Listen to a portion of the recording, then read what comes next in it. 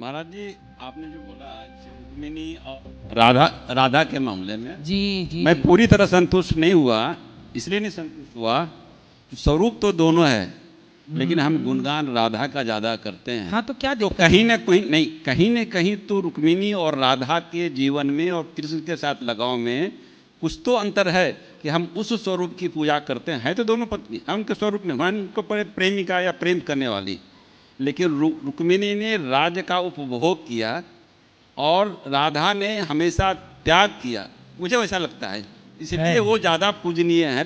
ठीक है, इन्हीं की 4 पत्नियां होती है, सबका समान स्वरूप नहीं होता है, सब समान पूजनीय नहीं होती। ठीक है। तो आखिर मुझे ऐसा लगता है कि आपने जो बोला वो तो सही है कि रुक्मिणी भी प्रिय हैं और रुक्मिणी भी मतलब उनकी रूप में है, लेकिन राधा राधा राधा, हम राधा राधा इसलिए जपते हैं कि आजीवन राधा ने त्याग किए हाँ, कृष्ण के प्रेम में, सही है, इसलिए सही। वो ज्यादा पूजनीय हुई, ऐसा मुझे लगता है। बिल्कुल बिल्कुल। आपका प्रश्न अलग है, उनका प्रश्न अलग था, इसलिए उनका उत्तर अलग था, आपका उत्तर अलग है। अच्छा, उत्तर ये है कि मेरा प्रश्न नहीं था, मेरे को उसमें समाधान राधा और रुक्मणी जी, एक बार जब न्याय निर्णय हुआ, दुर्वासा जी ने निर्णय किया जी। इसकी एक कथा है कि भगवान कृष्ण के साथ राधा जी ही क्यों है, रुक्मणी जी क्यों नहीं। हाँ, यस। तो इसका समाधान दुर्वासा जी एक बार द्वारिका गए, तो द्वारिका के जंगलों में रहे। भगवान कृष्ण से कहा कि हमारे लिए रथ लाओ, तो भगवान सोने का रथ ले गए। सोने के रथ में स्वयं कृष्ण जुते बैल की जगह और रुक्मणी जी को लगाया। बोले जब तुम दोनों रथ खींच के द्वारिका ले जाओगे तब हम चलेंगे। तो भगवान कृष्ण रथ पर चले, दुर्वासा जी बैठे रथ पर और कृष्ण और रुक्मणी खींच रही हैं। रुक्मणी जी को लग गई प्यास, तो रुक्मणी जी ने कहा कि प्यास लगी है, तो भगवान ने वहां चरणों का प्रहार किया भूमि पर, तो चरण गंगा पैदा हो गई। आज भी द्वारिका से कुछ किलोमीटर की दूरी पर यह स्थान है, जब दर्शन करने जाओ तो आज भी ये स्थान मिलता है। तो वहां चरण गंगा प्रकट हो गई, तो वहां पर रुक्मणी जी ने पानी पी लिया। अच्छा, रुक्मणी जी इतनी प्यासी थी कि पानी मिलती पानी पी गई। तो भगवान ने देखा कि हमारे लिए तो पूछा नहीं आपने। दुर्वासा जी बिगड़ गए, लो पानी मिला तो खुद पी गए, हमें तो पूछ लेते, हम तो तुम्हारे अतिथि हैं।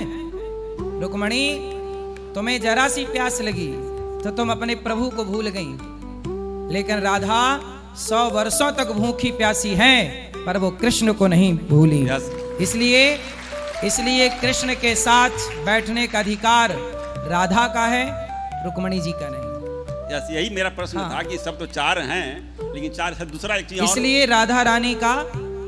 राधा रानी का पलड़ा सबसे भारी है। दूसरा महाराज जी, 1 मिनट। दूसरा महाराज जी, जिसे ये बोल रहे थे शराब की बात में, शराब में इन्होंने क्या तुलना की, आर्मी के लोगों का जी, जो आर्मी के लोगों का समर्पण है, जो अकेलापन है, जो मतलब मोर्चे पर रहते हैं, जिसके कारण हम शांति से हैं।